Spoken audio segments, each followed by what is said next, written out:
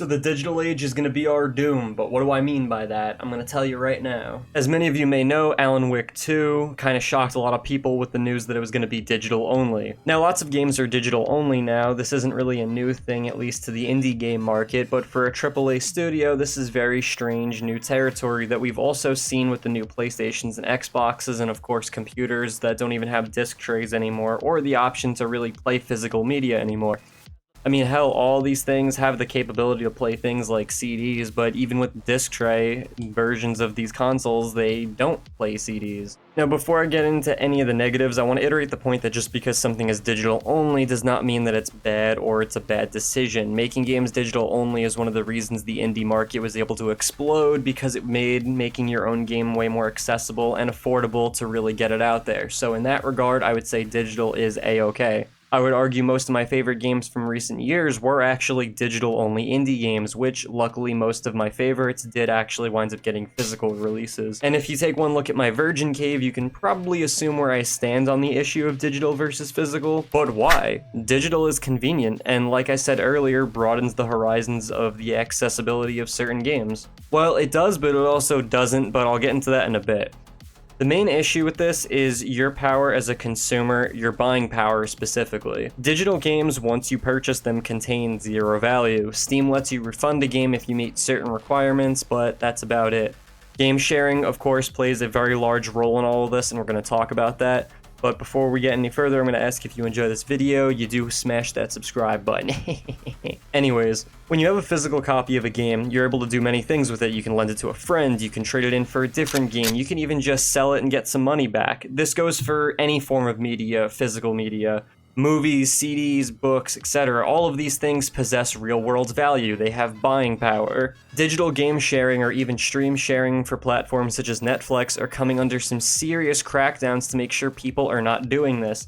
Game sharing is still a thing for the time being on PlayStation, Xbox, Steam, but the workarounds to get them set up are becoming extremely more convoluted, especially compared to the game sharing on the PS3, which it used to be stupidly easy. Now, the ultimate problem with all this is that these companies are taking away your buying power as a consumer, where you can't play CDs on a PlayStation 5 that has a disc tray, nor on the PS4 either. Instead, if you want to listen to music, you're gonna have to use Spotify, even if you own all of these CDs already and you possess technology that is very easily able to play these, but they are not able to. Slippery slopes are a very real thing, and I wouldn't be surprised if by the next console cycle, if you're even allowed to play DVDs or Blu-rays on these systems, and they don't just force you to use streaming services. Which now, getting into streaming services between Hulu, Amazon Prime, Netflix, you as the consumer are being nickeled and dimed at practically every single corner you turn just to enjoy some movies or games. This also goes for PlayStation Now as well. The option to even buy older games anymore is becoming increasingly more rare, whereas on the PS3 and the PS4 you had the classic section, and even then the jump from the available selection from the PS3 to the PS4 was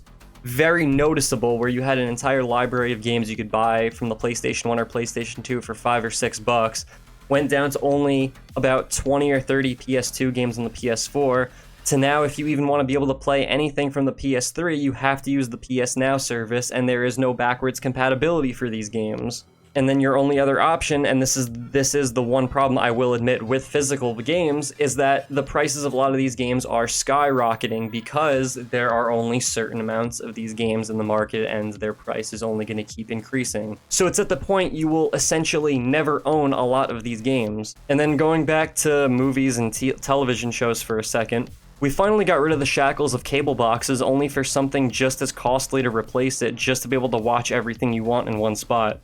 And this isn't even an issue. You can argue, well, just keep buying physical copies, nobody's stopping you, or who cares about this nerd crap? There's so many more important issues. Alright, let's look at a quote-unquote more important issue. Let's look at the housing market, for example. There are large corporations that I'm sure you know about, one of them being BlackRock, that are going out of their way to buy up entire neighborhoods just to build apartment buildings.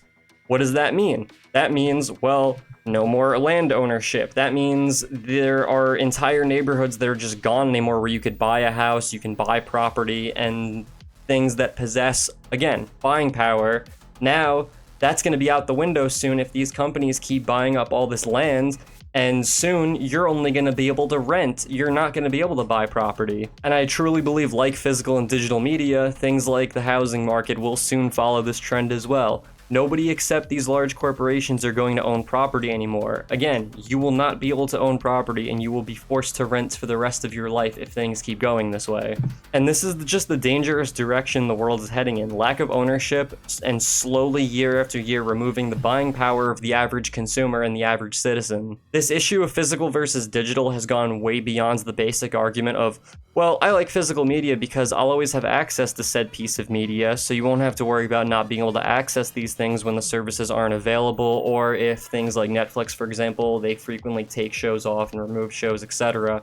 This has gone way beyond those minor little issues with physical versus digital. And the people in these companies, they do not care about the convenience of the consumer. They're trying to find ways to keep you constantly paying for shit that does not give you any sort of real world value, so you can keep living paycheck to paycheck on shit you not only don't need, but don't even benefit from financially. It is going far beyond just a nerd complaining about his goddamn video. Their message to you is, you will be happy, you will live in a pod, you will eat the bugs, you will not share your Netflix password, and you will not own anything.